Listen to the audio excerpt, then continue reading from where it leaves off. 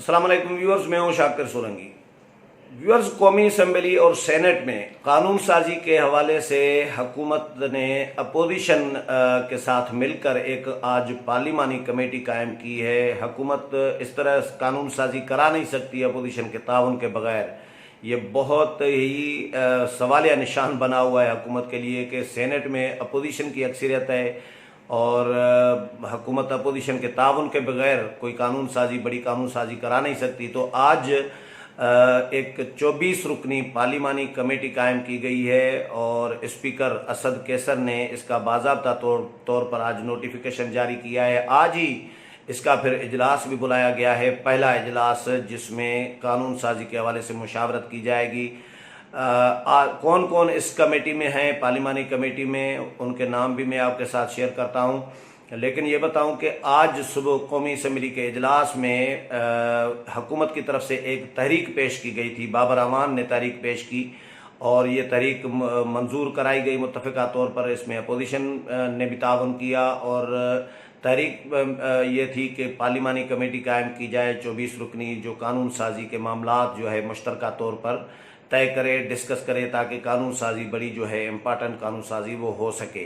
तो आज वो जो तहरीक थी वो मंजूर हो गई। उसके बाद फिर अभी कुछ देर पहले ही स्पीकर कौमी असम्बली असद कैसर ने फिर नोटिफिकेशन बाज़ाब्ता तौर पर जारी किया है और इस नोटिफिकेशन में कहा गया है कि शाह महमूद कुरैशी इस कमेटी के पार्लिमानी कमेटी के चेयरमैन होंगे और ये 24 रुकनी पार्लिमानी कमेटी होगी। इसमें हुकूमत की तरफ से जो है कुछ वफाकी वज़रा हैं, कुछ मुआविनीन खुसूसी हैं और कुछ मेंबरान हैं सेनेट से भी, कौमी असम्बली से भी।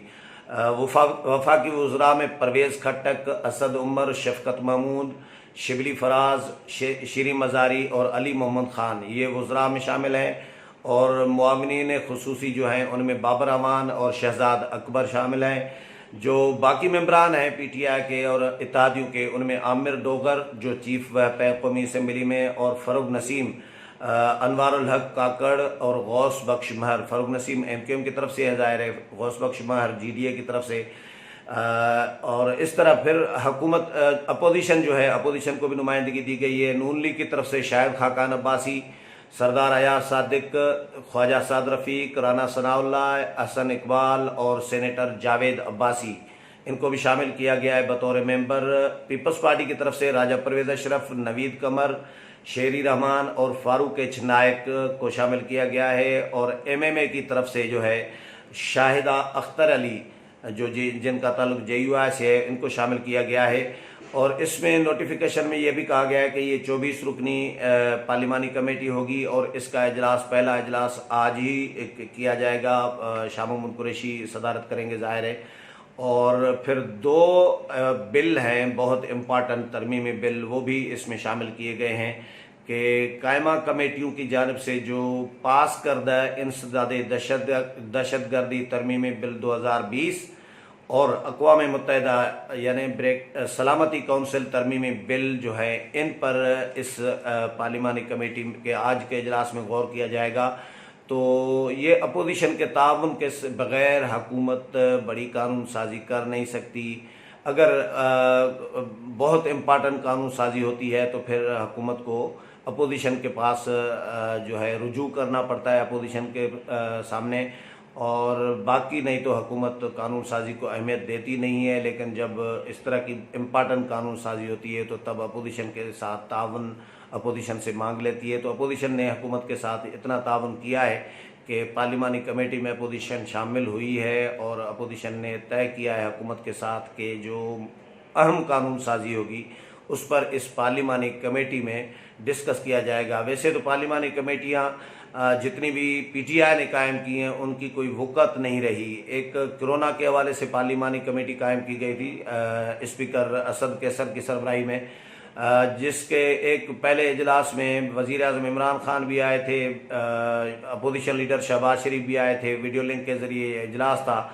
और बिलावल भुट्टो जरदारी भी आए थे, तमाम अपोजिशन के रहनुमा मौजूद थे, लेकिन वज़ीर आज़म अपना खिताब करके चल दिए थे, जिस पर फिर शहबाज शरीफ और बिलावल भुट्टो जरदारी भी बाइकाट करके चले गए थे। उन्होंने कहा कि जब वज़ीर आज़म हमारा खिताब या हमारी तकरीर या हमारी तजावीज़ सुनने के लिए तैयार नहीं है तो फिर हम इस इजलास में क्यों बैठे।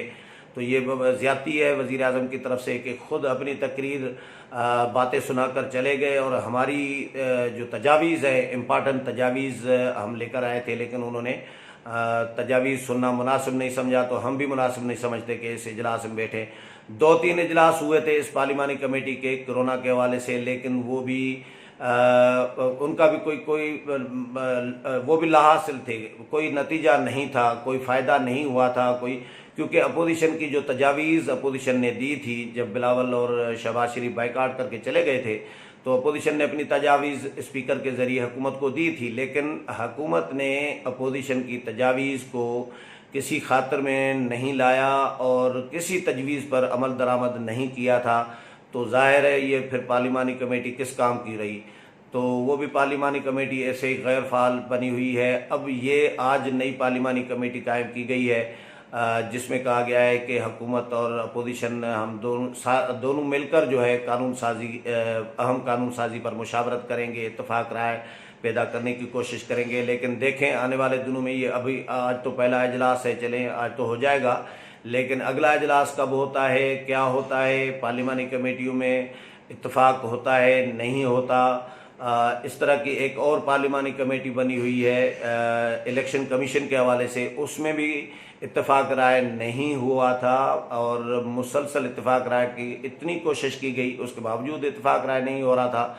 तो हुकूमत ने अपने तरफ से 2 नाम जो है इलेक्शन कमीशन के 2 मेंबरान जो है तैनात कर दिए थे, फिर वो मामला मुतनाज़ा बन गया था। तो इस तरह पार्लिमानी कमेटियाँ हुकूमत बनाती तो है, लेकिन उनके फैसलों पर न अमल दरामद करती है, न उनकी तजावीज़ पर अमल दरामद करती है, या फिर अपोजिशन की तजावीज़ उनमें नहीं मानती। इत्तफाक राय हुकूमत की तरफ से ही कोई न कोई पंगा किया जाता है, जिसकी वजह से इत्तफाक राय भी नहीं होता। अब देखते हैं इस पार्लिमानी कमेटी का क्या हशर होता है।